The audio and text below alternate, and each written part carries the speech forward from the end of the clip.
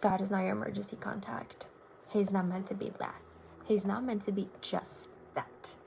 And that's when we hit the problem. He's also my emergency contact too. He's also the first one that I go to whenever I have something. And that's a beautiful mindset for you to have.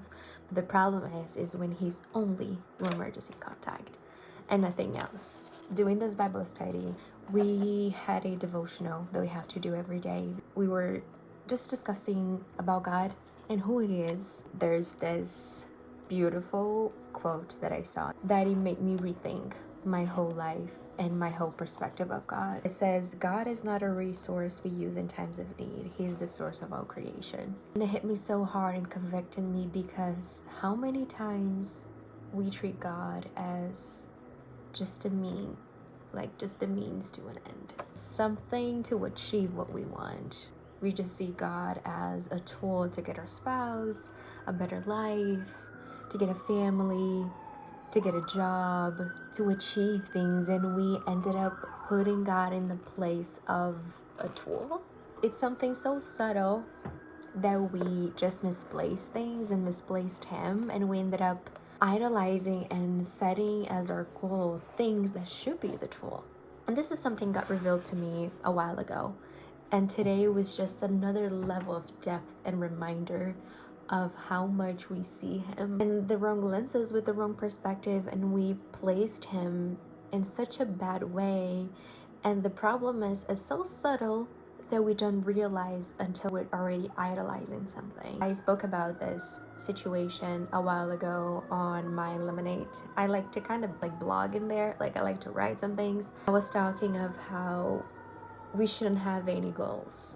And the goals are actually just desires. And the only goal we should have in life is Jesus. To make it a little easier, I'm going to try to explain and clarify to you what that means and what is the difference and how important it is for us to know the difference. Because it seems the same. Resources are tools to accomplish something. If you go in the Bible, our goal and purpose on earth is to do what God told us to do. When we have that moment in the New Testament when Jesus is going to heaven and he leaves a command to his disciples saying that basically our purpose on earth is to spread the gospel and bring disciples. That's a whole point of us being on earth as a whole, as a church, as people who decide to follow Christ willingly. As soon as you come to Christ, this becomes your purpose in life. Now, in what area he will use you to do that, that's the difference. You can be used in the medical fields, as a teacher, in the music industry, in the movie industry. There's so many ways. That's why we're a body. Like we all are functioning to a same kind of goal. We just have different characteristics and different ways we do that. And as a whole, our purpose is to spread the gospel, make disciples, and what field that will be and how that's gonna happen. This is when the gifts, the things that we're good at and the passions we have come in. We are called to do the same thing in just different fields and different ways. Now, how we're gonna do that, this is when the tools come in. Your marriage is a tool.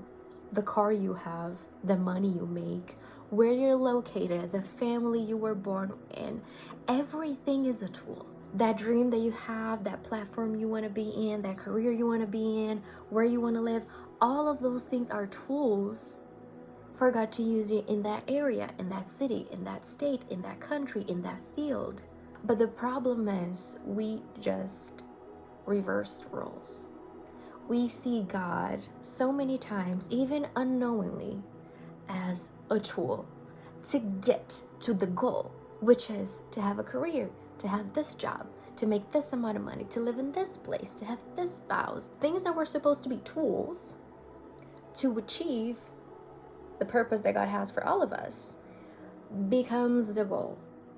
And God becomes the tool to get there. And this is when idolatry starts. It's so subtle, and that's why the enemy attacks. Because he's sneaky. So if you don't have that clarified in your head, that goals and desires, purpose and tools are two different things, and you actually get out of the autopilot and stop moving like the world does, place things in the right place, this is when we're gonna start thriving as a church, as a community, and I'm talking to myself here, it matters what you call things.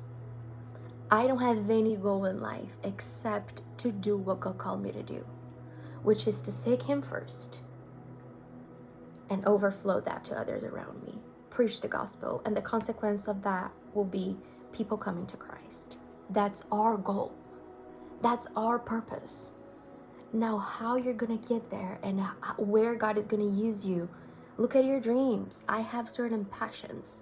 I have certain skills, certain gifts, certain abilities that I was born with and God imparted in me. So this points where I'm going to fulfill that, in what area, what my ministry is going to look like. But that's not the goal. The goal is to seek Jesus. And that overflows so much that you start talking about it and preaching about it the area you are. And God will start opening your eyes and show you, I want to use in this way and this way. But the things that God gave you in the process, that's never the goal. Having a house, a family, that's not a goal. That's a tool. That's why it's in God's time that those things will happen.